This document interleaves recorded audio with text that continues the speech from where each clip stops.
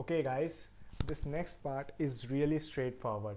We will be populating this table over here, and to do that we will go into the data entry sheet, and over there we'll quickly make a separate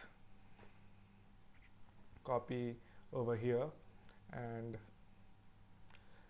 let's say it will be start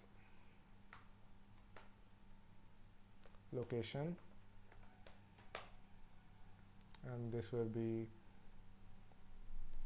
end location,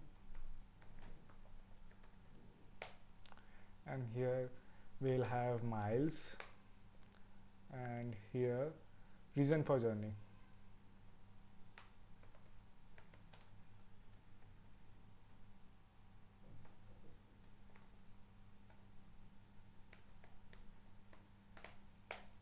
And now I will quickly make them centered in the font section alignment, and over here I'll quickly check. This is all we need: start location, end location, miles traveled, and reason for journey. Okay, and then say start location is home,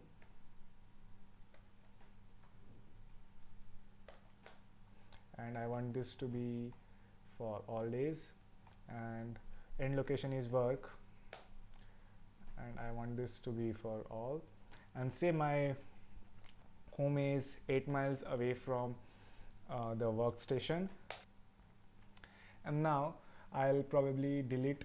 I have deleted the Saturday and Sunday entry because I won't be traveling on that day. Okay, this should not be there. And then reason for journey is say for now nothing, and I will quickly copy this cell format and put it over this set of cells to show that these are to be entered by user. Okay, there was this error that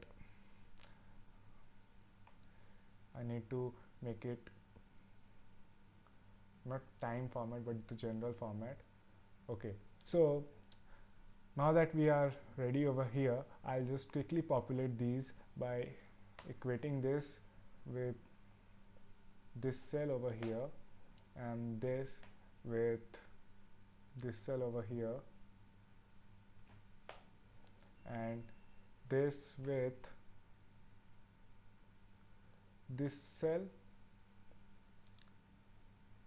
into 2, because it's a two-way journey and it's 16, and I want, now what I want is to equate this cell to date entry, that is reason for journey, and it shows 0.